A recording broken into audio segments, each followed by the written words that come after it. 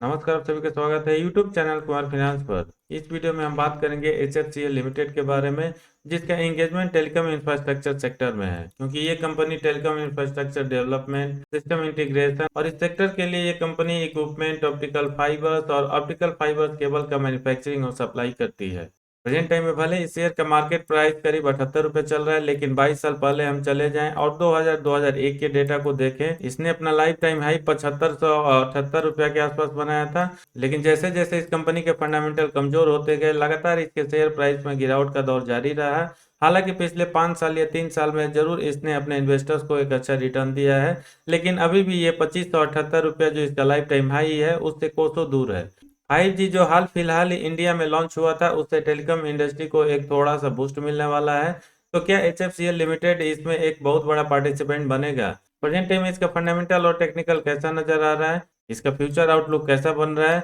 और क्या इस शेयर को करंट मार्केट प्राइस पर बाई करके शॉर्ट टर्म फ्यूचर से लेकर लॉन्ग टर्म फ्यूचर में अच्छा रिटर्न पाया जा सकता है? ये पूरे डिटेल इस वीडियो में हम फंडामेंटल और टेक्निकल एनालिसिस के माध्यम से जाने। उसके पहले मैं कहना चाहूंगा, अगर आप नए हैं चैनल पर या अब तक आपने इसको सब्सक्राइब नहीं किया है, चैनल को सब्सक्राइब करके बेल आइकन का बटन जरूर प्रेस करें, ताकि आने वाले फ्यूचर में हर वीडियो का नोटिफिकेशन आपको मिलती रहे। दोस्तों, एचएफसीएल लिमिटेड का ट्रैक रिकॉर्ड भले ही 20-25 सालों में काफी खराब रहा है, लेकिन अगर पिछले 3-4-5 सालों का हम डेटा देखें, वहां पर लगातार इंप्रूवमेंट होता हुआ दिख रहा है, जिसकी वजह से शायद रिलायंस इंडस्ट्री जैसा बड़ा ग्रुप इसमें पिछले कुछ सालों में 1.5% के आसपास स्टेक बाई किया है। लेकिन क्या किसी भी रिटेल इन्वेस्टर को केवल इसके बेसिस पर इस शेयर को बाई करना चाहिए? ये डिटेल भी हम जानेंगे। उसके पहले इसके फंडामेंटल में कुछ की मैट्रिक्स पर नजर डालें तो मार्केट कैप इसका फिलहाल 10,719 करोड़ का है। स्टॉक भी थोड़ा सा हायर साइड में देखने को मिलेगा, क्योंकि ये 38.1 है। हालांकि इसका कंपैरिजन अगर हम पीयर से करके देखें तो ये आपको थोड़ा सा अट्रैक्टिव नजर आएगा, क्योंकि तेजस नेटवर्क जो इस सेक्टर में और इस सेगमेंट में एक बहुत बड़ी मेजर प्लेयर है, उसका स्टॉक भी अभी भी निगेटिव चल रहा है। रिटर्न ऑन कैपिटल एम्प्लॉयड का परसेंटेज ठीक ठाक 19.2% है, जबकि रिटर्न ऑन इक्विटी को हम कमजोर मान सकते हैं, क्योंकि ये 15% के नीचे 13.5% चल रहा है। दोस्तों, एचएफसीएल लिमिटेड ने Q2 का जो अपना रिजल्ट प्रेजेंट किया था, वो भी कोई बहुत अच्छा और अट्रैक्टिव नजर नहीं आ रहा है, क्योंकि इसका सेल्स ग्रोथ मात्र 4.58% हुआ है, जबकि प्रॉफिट ग्रोथ मात्र 0.33% हुआ है। पिछले 12-13 सालों का भी रिकॉर्ड देखें तो इसके अर्निंग पर शेयर में कोई खास ग्रोथ होता हुआ नहीं दिखेगा, क्योंकि भले ही ये -0.4 रुपीज से बढ़ के 2.27 रुपीज तक तो पहुंचा है, लेकिन अभी भी ये पिछले कई सालों से काफी वीक बना हुआ है। पिछले 10 सालों में भले इस कंपनी का कंपाउंडेड सेल्स ग्रोथ 34% होता है, लेकिन जैसे जैसे आगे बढ़ते जाएंगे यहाँ पर डिटोरिएशन बनता हुआ दिखेगा, क्योंकि 5 साल में 17%, 3 साल में 0% और पिछले 1 साल में -8% हो जाता है। कंपाउंडेड प्रॉफिट ग्रोथ भी इसके सेल्स ग्रोथ के लाइन में ही जाता हुआ नजर आ रहा है, और यहाँ पर भी आपको 5 साल से लेके पिछले 1 साल में गिरावट ही होता हुआ दिखेगा,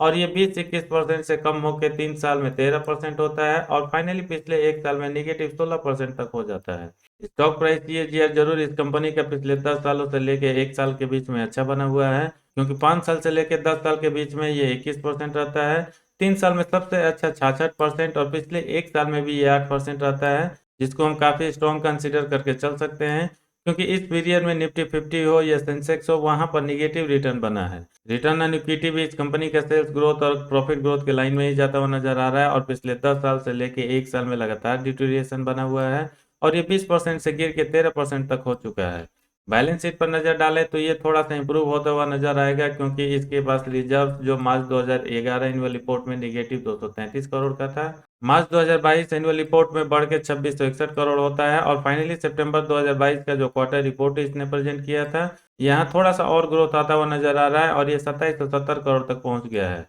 वैसे तो ये कंपनी पिछले कई सालों से लगातार कर्ज के बोझ तले दबी हुई है, लेकिन यहाँ पर बहुत ज्यादा उछाल आता हुआ नहीं दिख रहा है, जिसकी वजह से हम इसको ठीक ठाक मान सकते हैं, क्योंकि मार्च 2021 में इसके ऊपर सबसे ज्यादा 942 करोड़ का कर्ज था, जो इम्प्रूव होता हुआ नजर आ रहा है, और मार्च 2022 में 756 करोड़, जबकि सितंबर 2022 में 759 करोड़ तक आ चुका है। शेयर होल्डिंग पैटर्न भले ही बहुत ज्यादा पुअर नजर नहीं आ रहा, लेकिन इसको हम एवरेज मान सकते हैं, क्योंकि प्रोमोटर्स की होल्डिंग दिसंबर 2019 से लेकर दिसंबर 2020 के बीच में 38.13% से बढ़ के 42.05% तक तो पहुंचता है, लेकिन जून 2021 से लेकर सितंबर 2022 के बीच में प्रोमोटर्स अपना लगातार होल्डिंग सेल करते हुए नजर आ रहे हैं, जिसकी वजह से यहाँ पर ऑलमोस्ट 3% के आसपास गिरावट होती हुई दिख रही है, और ये 42% से कम होकर 39% के आसपास आ चुका है।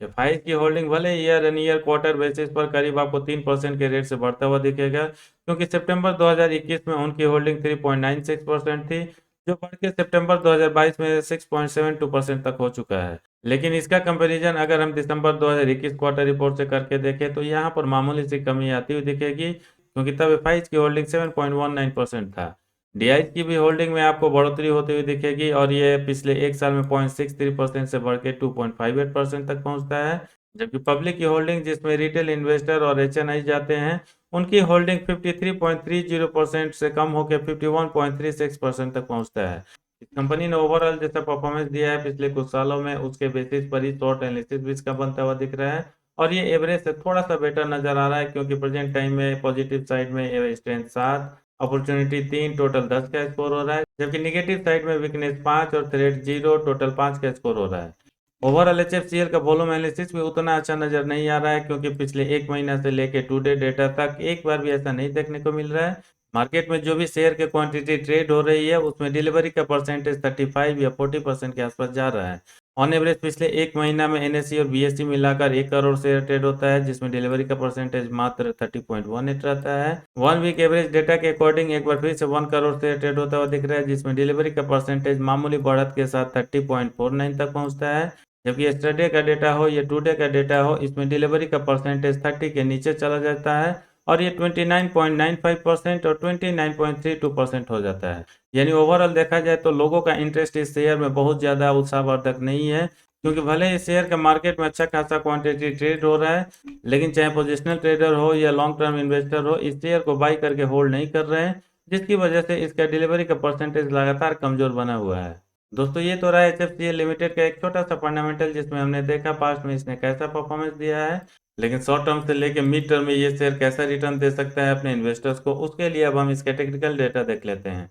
दोस्तों, एचएफसीएल के टेक्निकल डेटा को समझने के लिए सबसे पहले मैंने वन डे का डेटा अप्लाई कर रखा है और यहाँ पर रिलेटिव स्ट्रेंथ 46.50 के साथ क्लोज होता है। यानी ये शेयर लगातार साइडवेज मूवमेंट बनाता हुआ दिख रहा है, जिसकी वजह से भले ही मॉर्निंग के सेशन में इसका चार्ट पैटर्न थोड़ा सा पॉजिटिव मूवमेंट तो दिखा रहा है, लेकिन जैसे जैसे इसका रिलेटिव स्ट्रेंथ कमजोर होते गया, इसके शेयर प्राइस में भी गिरावट आती हुई दिखी। इस शेयर में वॉल्यूम का फॉर्मेशन भी काफी कमजोर होता हुआ दिख रहा है, क्योंकि यहाँ के पीरियड तक आप देख सकते हैं लगातार इसमें बायर का इंटरेस्ट नजर आ रहा है, लेकिन यहाँ पर एक बहुत बड़ा रेड कैंडल क्रिएट हो रहा है। यानी कोई इन्वेस्टर या पोजिशनल ट्रेडर है जो अपना बहुत बड़ा क्वांटिटी इस शेयर में डंप करता है। यहाँ से गिरावट का दौर स्टार्ट होता है और फाइनली 12 बजे के बाद लगातार छोटे छोटे रेड कैंडल क्रिएट हो रहे हैं, जिसकी वजह से लगातार इसके शेयर प्राइस में थोड़ा सा निगेटिव मूवमेंट बनता हुआ दिखा। आज के डेटा के अकॉर्डिंग भी इसका रिलेटिव स्ट्रेंथ थोड़ा सा कमजोरी बनता हुआ दिख रहा है, क्योंकि ये 41.86 है। यानी ओवरऑल इस पीरियड में देखें तो एक बार फिर से इस शेयर का प्राइस मूवमेंट साइडवेज की तरफ जाता हुआ दिख रहा है,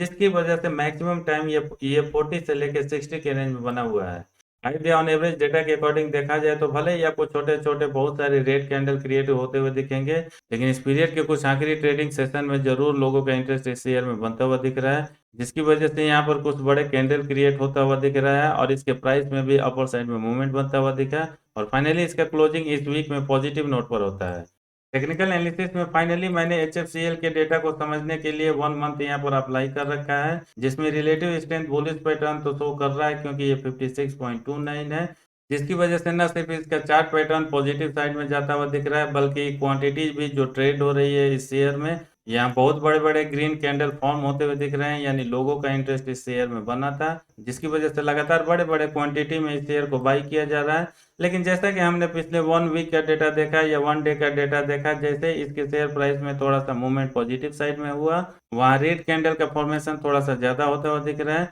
यानी जो भी पोजिशनल या शॉर्ट टर्म ट्रेडर है इस शेयर को जो पहले बाई किए हैं, धीरे धीरे प्रॉफिट बुक करके निकल रहे हैं। यानी ओवरऑल इस शेयर के टेक्निकल डेटा को देखें तो चाहे शॉर्ट टर्म हो या मिड टर्म हो, इस शेयर में उतना अच्छा बुलिश पैटर्न बनता हुआ नहीं दिख रहा है, जिसके बेसिस पर ये माना जा सके आने वाले शॉर्ट टर्म में ये एक अच्छा ब्रेकआउट दे सकता है। दोस्तों, एचएफसीएल लिमिटेड के इन्वेस्टमेंट चेकलिस्ट पर नजर डालें तो इनसफिशिएंट डेटा की वजह से इंट्रिंसिक वैल्यू में कुछ नहीं दिया है, जबकि डिविडेंड रिटर्न रेट जोन में नजर आ रहा है। बाकी 6 parameter ROE versus FD rate, entry point, no red flag, default probability, quality checks और ग्रोथ स्कोर ग्रीन जोन में नजर आ रहे हैं। इस कंपनी और शेयर को लेकर किसी भी एनालिस्ट ने अपना फोरकास्ट नहीं दिया है, जिसकी वजह से चाहे प्राइस फोरकास्ट हो, रेवेन्यू फोरकास्ट हो या अर्निंग पर शेयर फोरकास्ट हो, इसके बारे में कोई भी डेटा यहाँ पर अवेलेबल नहीं है। HFCL का कंपैरिजन अगर हम इसके पीए से करके देखें तो वैल्यूएशन वाइज ये सबसे अच्छा और अट्रैक्टिव नजर आएगा, क्योंकि इसका पी रेशियो 34.19 है, जबकि तेजस नेटवर्क्स लिमिटेड का निगेटिव साइड में 159.64, आईटीएल लिमिटेड का 81.99 और स्टरलाइट टेक्नोलॉजी लिमिटेड का पी रेशियो 105.93 है। यहाँ पर जो भी चार स्टॉक्स का डेटा दिया हुआ है प्राइस को लेकर, केवल एकमात्र स्टरलाइट टेक्नोलॉजी लिमिटेड ऐसी कंपनी है जिसके शेयर को लेकर प्राइस फोरकास्ट किया गया है और इस शेयर में आपको 25.73% के आसपास रिटर्न बनता हुआ दिख सकता है आने वाले एक साल में। बाकी तीन कंपनी चाहे HFCL लिमिटेड हो, तेजस नेटवर्क लिमिटेड हो या ITI लिमिटेड हो, इसको लेकर किसी भी एनालिस्ट ने अपना ओपिनियन नहीं शेयर किया है। दोस्तों फाइनली अब बात किया जाए HFCL लिमिटेड का फ्यूचर आउटलुक यहाँ से कैसा बन रहा है। मैं यहाँ पर बताना चाहूंगा, मार्केट में जिस तरह से HFCL लिमिटेड को लेकर बातें फैलाई जा रही है, 5G आने के बाद इस कंपनी के रेवेन्यू ग्रोथ में बहुत बड़ा जंप आता हुआ दिखेगा।